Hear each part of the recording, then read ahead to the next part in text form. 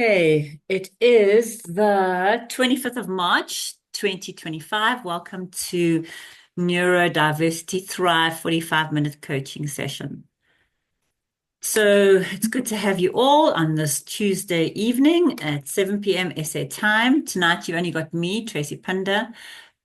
Tash is not with us tonight. She's unfortunately got a bit of vertigo. So I said she must just go rest, and she excused herself, but sends love and greetings to you all. So we set this up because we realized that there's not much support for neurodivergent individuals and especially families. And I mean, the divorce rate is 60% higher. And that's because there's a lot of misunderstanding or not enough information about the dynamics that go on in relationships as well. So we just wanted this to be a safe, empowering space where everybody can actually feel safe to talk about this stuff, and we can teach them ways to overcome them, strategies, both practical and tools. And yeah, so at the end of the day, you go from victim to survivor to thriver, and we just want you all to thrive. So tonight we've done the 8-week series on executive functions. So we're just closing off that series on reflecting, celebrating, and future progress. I see I put up my old version of this. I have updated it, and it's got more content than this. So we'll just go through it as we go. So I did update it, but this is obviously an old one. So this is caring is sharing time. Okay, so not everybody. I think Carol's been the only one who's been with us for the full 8 weeks or full 7 weeks, Carol.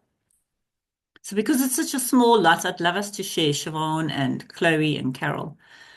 So when we say caring is sharing or sharing is caring, what is one habit or routine that you've developed in these last 7 weeks? So I have started exercising. It's my week 7, and I'm doing. Tracy, can you just Yes. repeat there? What? I said, can you see the slide, Carol? Carol? Ah, yes, I got it. Okay. So I said you've been the one person who's been with us for the Yeah. last 7 Yes, I've weeks. got it. Thank you, Trace. Got it. Okay. I said, so you've been the one person who's been with us for the last 7 weeks. So I'm going to ask Mm-hmm. you, what is a one habit or routine that you have developed in the last 7 weeks, Yes. 6 weeks, or 5 weeks? Is there anything that you've developed that's been different before you started this?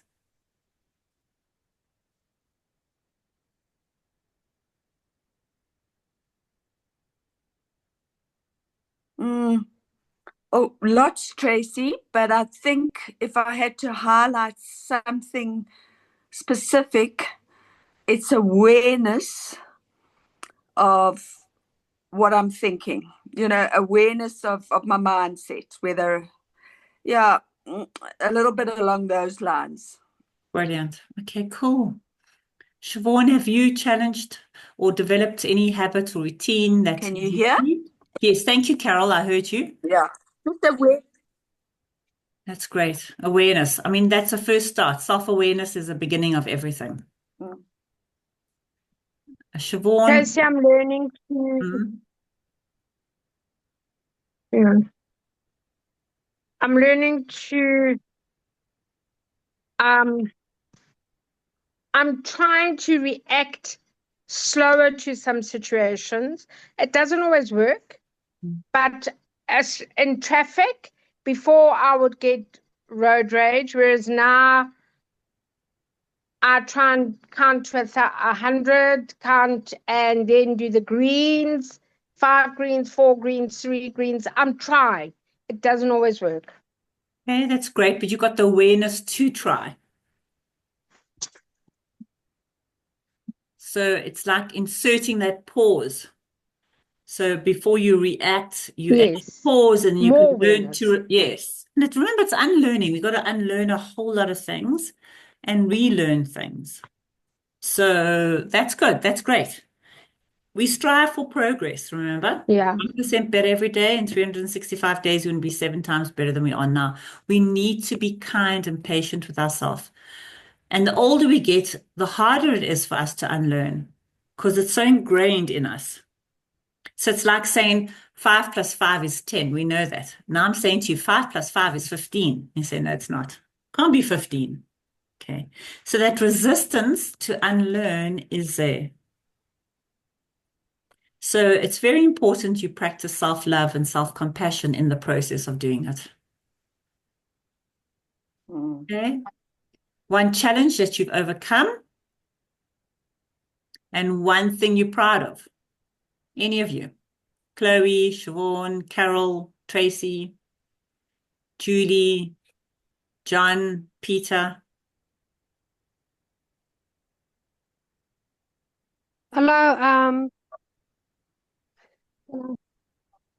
Can I speak? Go, Chloe. Thank you. Hello. Hi, Chloe. I can hear you. Thank Hello. you. Hi, I can hear you. So I just started this. I just started this. Okay. Um, Sorry. I think my reception is a bit slow because of the weather, but um, Only in South Africa. so I you taught me a lot, and this has been amazing, and um I know that I have a habit now of using that five senses thing, and that's the colors. I try to do that, and the fidget thing. I'm trying to do the fidget thing and taking a break when I have to. Even if I'm a teacher, I have to, especially because I'm a teacher, Here we I go. have to have that break Especially because you're a teacher. because it gets very infuriating being a teacher. Mm. But yes, it's very difficult. Sometimes I don't know why I chose this career in my circumstance. That's because I have an autistic child in my class that's undiagnosed that I can immediately see that this might be the problem, but I can't really tell my parents, his parents or the principal that because I'm not qualified in that. But yeah, I can see that. So it's difficult, especially dealing with him while I'm in the state I'm in. But yeah, so that is, and I'm proud of myself for having more awareness of what I'm doing and writing down plans. I started to write down plans and what I've done in a day and checklists. So Well done. I'm proud of that. What was the other question? It says one habit or routine that you've developed, one challenge that you've overcome, and one thing you're proud of. So I think you've basically answered that, which is brilliant. And I take my hat off to you, Chloe. It's not easy being a teacher. I think I answered all three. So, Thank you. cool. Let's move on to the next one. Okay, so to recap some tools and strategies we've learned in the last 7 weeks. So the time blocking and task prioritization. So I use time blocking to schedule my work projects in the morning when I have the most focus, and I left admin tasks for the afternoon. So it's to realize and be aware. So that self-awareness is very, very big. I mean, being aware. So when do I have the most energy? Am I more energized first thing in the morning? So for me, I am. So I wake up at 4 o'clock when I got my food. I'll wake up at 4 o'clock in the morning and I get the things that I really don't like doing done first. Some people, and a lot of ADHD people, are nocturnal. They like to work at night because it's also peaceful and quiet. So for as we have it, so for me in the morning at 4 o'clock, it's peaceful and quiet. And I've got no disruptions, no disturbances. I can focus. And that's the same for somebody who wants to work at night. It's the same thing. They want to. It's quiet, it's peaceful, and they've got no disturbances. But the most important is that you're aware of when you are the most focused and when you're the most energized. And then you block the time and you take priority of the tasks at that time. And the second is habit stacking. And I take my ADHD meds right after brushing my teeth. Pairing a new habit with an existing one helps me remember consistently. So it's taking the habits and putting them together. Okay. So what do I need to do? If I have coffee, I need my meds. So we connect them. Okay. Then weekly planning and reviewing. Every Sunday evening, I look at my calendar and make a simple list of my 3 priorities for the week. It helps reduce Monday anxiety. So planning is really, really important. It gives you a backbone, it gives you a structure, and it can change. It's fluid. So a lot of people don't like a diary and don't like to write things in a diary because they'll have to cross it out and it might change. And I said, but then use one of these. I've got one. It's one of these pens that you can rub out. Okay. And you're in charge of that diary. We forget about that. We can put in what we want to, and we can take out what we want to. If you're self-employed. Okay, then set self-monitoring check-ins. I set a reminder to check in at lunch. Just a quick, am I doing what I planned? Do I need to reset? It helps me stay on track because sometimes we can go off track very quickly and we don't realize it until 2 hours later. And that's what the self-monitoring check-ins does, is that you don't want to spend 2 hours completely off track. And you realize, oh dear, I've wasted 2 hours. I could have done a quick check-in long ago and would have got back on track. And coping strategies for overwhelm. When I feel frozen by a big task, I do a brain dump on paper and then break it into 3 smaller steps. That helps me get started. So yeah, we talk about brain dumping and decluttering of our mind. And that's really important because we've got so much going on in our minds and we do overthink. We overthink a lot of us. And when there's a big task or there's a big project or there's a lot to do, we can actually freeze, procrastinate. And when we freeze, like, for example, we might feel anxious. We're going to try and get rid of that anxious feeling. So we'll go and do something else. And it looks like procrastination. It is, indirectly, it's procrastination, but it's just trying to get rid of that feeling of feeling overwhelmed and anxious. And the brain dumps do help with the mental clutter because when you see it in front of you, you say, okay, well, it's not as powerful as it feels in my head. Then there's motivation mapping. For an example, I remind myself why a task matters. For example, cleaning my space isn't just about tidiness. It helps me focus better. Yeah, so more clutter, more stress. Less clutter, less stress. So it's good to have the same. If you want a clear mind, then having a clear space really, really helps. Reframing and self-talk. Instead of saying I'm lazy, I now say this task feels hard right now. What's one easy step I can take? And that's a really big one because we talk to ourselves all the time. And if we keep on with the repetitive negative talk that we say, and we don't renew our minds and we don't say new things to ourselves, we try and fix a problem with the same thinking that created it. And that doesn't work. We need new thinking so we can create new solutions. So it's important to reframe. So like you're in the traffic and you're tired and you want to get home and a robot's down, you can just be grateful that you have a home to go to. You can just be grateful that you have a car that's safe and you can take you home. So whatever it is, it's called flipping the script. Just flip it. Because you're unhappy because of ingratitude, turn it around to gratitude, and that comes down to the next one, which is your can-do, do-have mindset. So every time you're unhappy, so happiness is an inside job. Every time you're unhappy, your mental focus of attention is on what you can't do and don't have.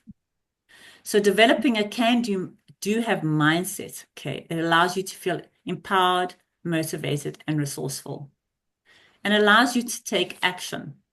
So the can do is your resourcefulness. The do have is your what you do have.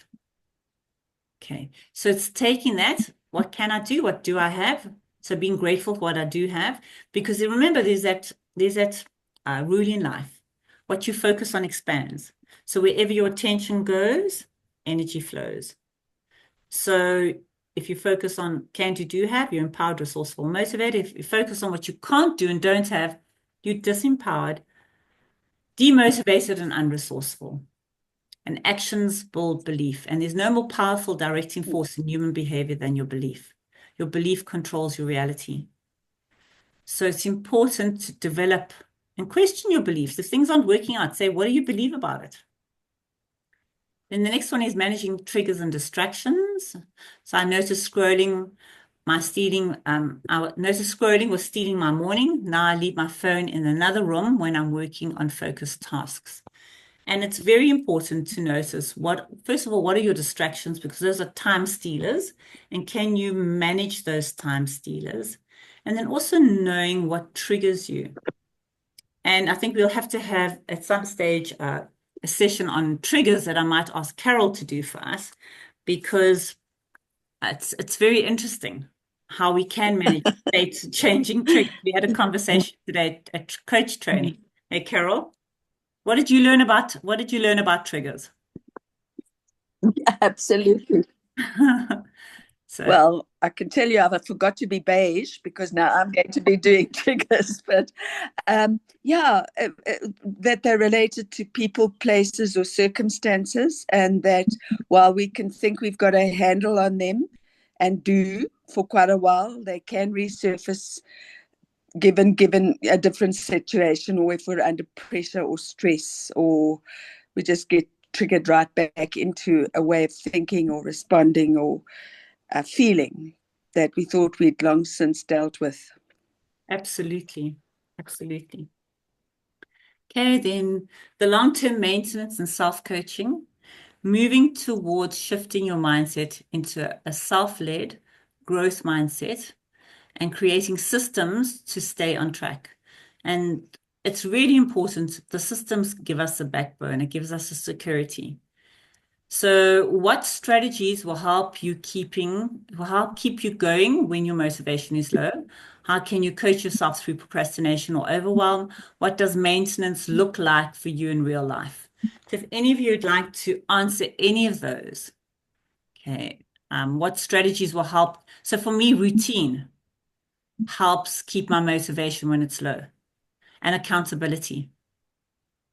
So if I've got a routine, 6 o'clock Dean comes, so I can do my training and my boxing. Even if my motivation is low, I have that accountability of Dean, and I have the routine of him coming at 6 o'clock in the morning. So regardless, I get up, dress up, and show up. So that's one thing that really works for me. Mhm. Mm.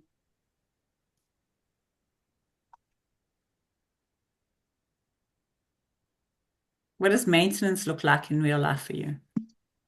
It's like hard work. Yeah, Chloe, thank you. Absolutely. It's that thing of being consistent and just resolute. Mm. Yeah, consistency is key. Sorry? Consistency Sorry, you is can key. continue. I'll go after you. No, after you, Chloe. Your turn, Chloe. I would also say planning, because when I stopped doing planning, I started to lose motivation. Mm. So when I plan in my diary, it does take motivation to do that. But like you said, the motivation follows when you do something you don't really want to do. But then it also helps you to do it. So Yeah. that, and I'll also say routine and a time, because when it motivates me when I set a time with someone to call them, then I know that time I have to call them or talk to them. Otherwise I wouldn't get it done. How can you coach yourself through procrastination? I think by giving yourself a reward and to self-care, and just stop for a second and just take a breath and just take a walk. That's how I do it. I just my boyfriend and I, we take walks to walk off the frustration. And maintenance, it's very difficult, but for me it's praying and giving everything to God and just putting it in his hands again, because it's too difficult for me to just handle by myself.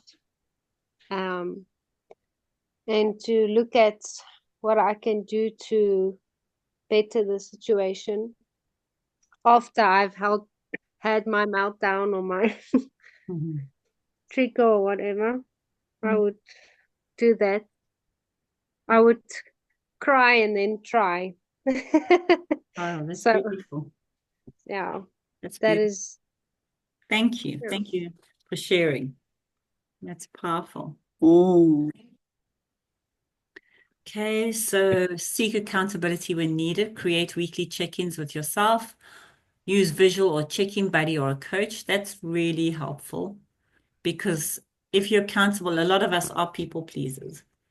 And if you're accountable to somebody, you don't want to let them down. So you won't let them down. So accountability coaching is awesome. Or like I say, your check-in buddy, or you body double when you don't feel like doing something, then you get something. So I body doubled with Carol and Sam with all the coursework we worked through on Monday. Hey, was it Monday, Carol? And yeah, Monday. And that was really, That's right. yeah, it was really cool because we all sat there and yeah, best we all do our work, and we did. So it was very cool. So that definitely does work. It really, really does work. Accountability, body doubling, and then, yeah, a check-in. But make sure that the person you're checking in with will hold you accountable and is not going to listen to your excusitis. And remember, excusitis is a failure disease. We have excuses for everything. Then using visual tools or calendars, dashboards, and mood trackers. Again, anything that's outside of you that you can see in front of you will help you with your time blindness and motivation and things like that. So in the past 8 weeks, I have write a 1-paragraph story highlight what you've learned, how you've changed, what strengths you've discovered, and what tools have helped you the most. Okay, so even if you just choose one of that, in the past 8 weeks, I've learned just one thing.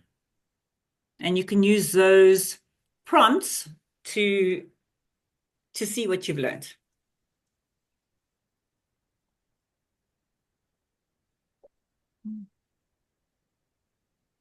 And then you can let me know if any of you'd like to share.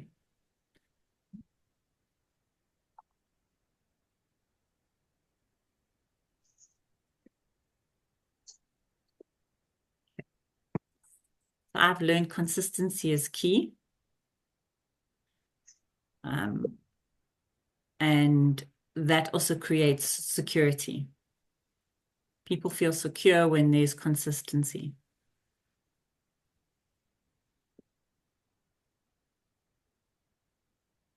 What else have you learned? Any of you?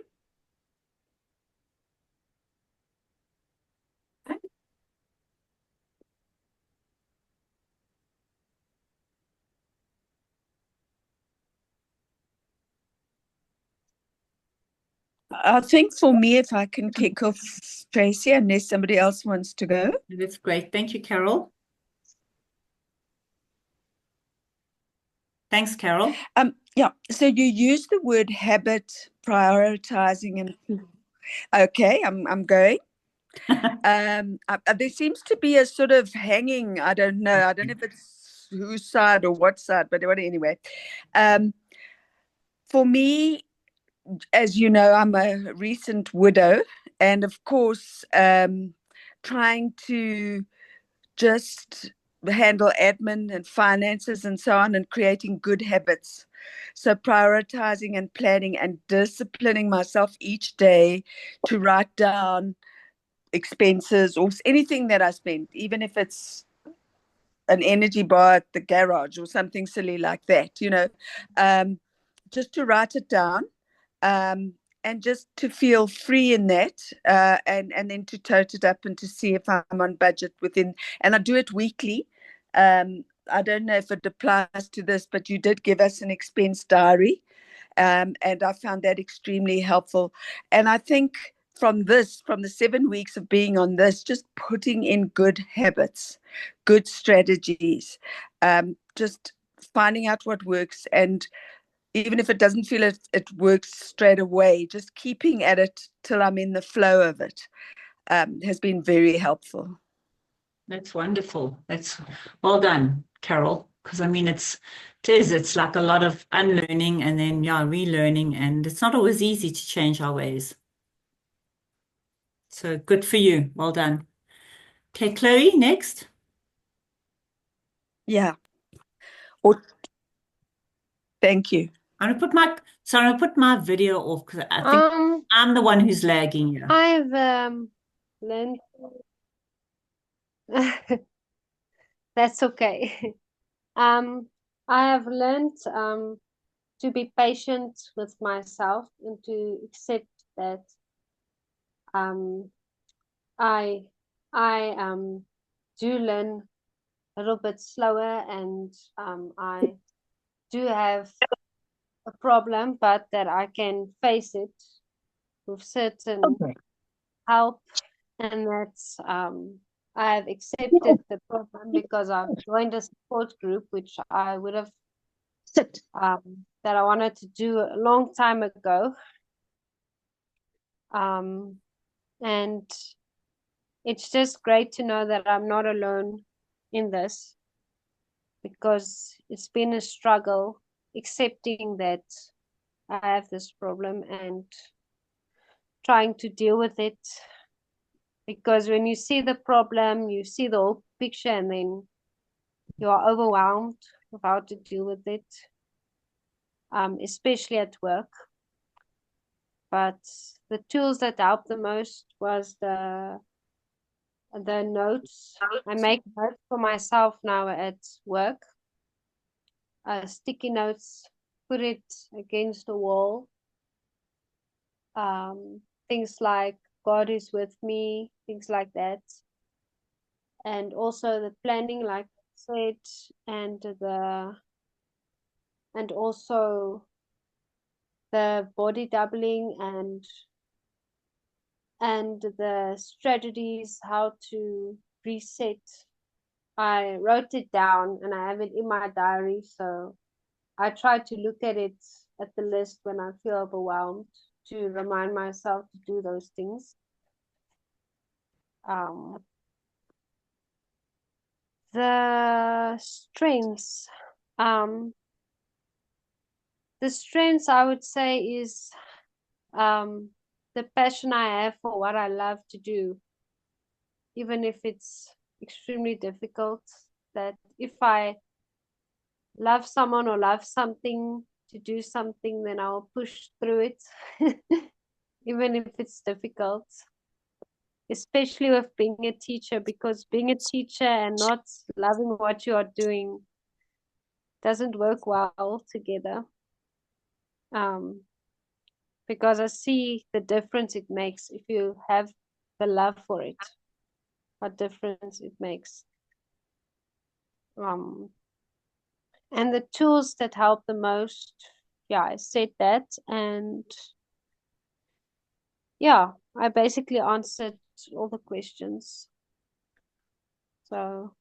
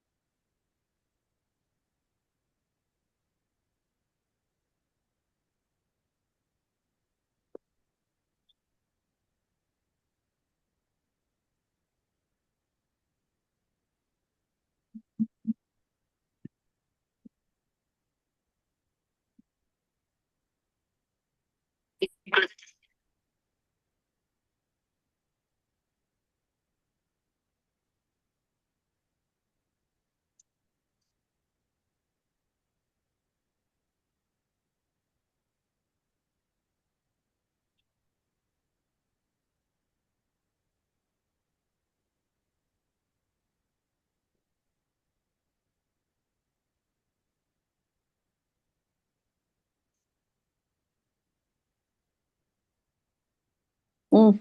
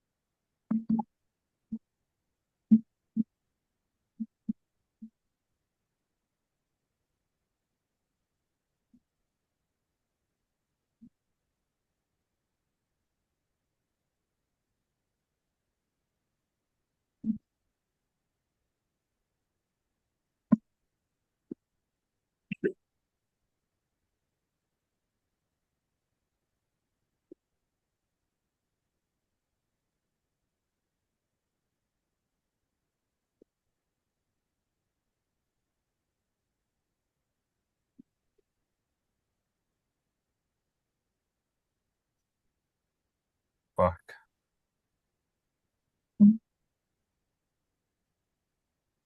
No, this is way too much. This is.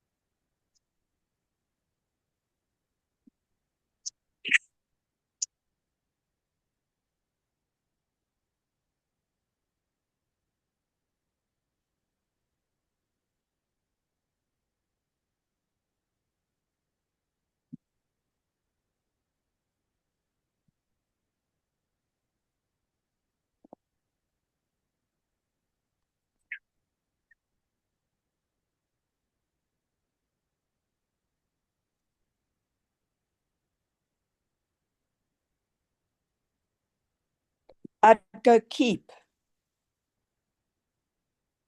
Motivated.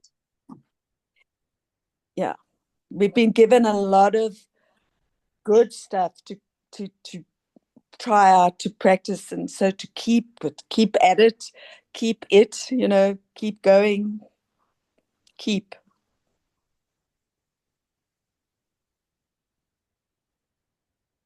Motivated.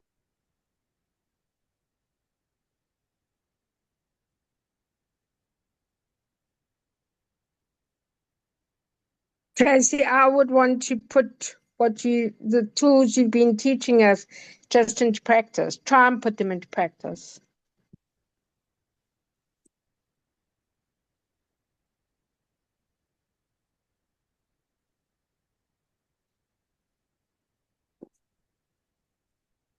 Practice.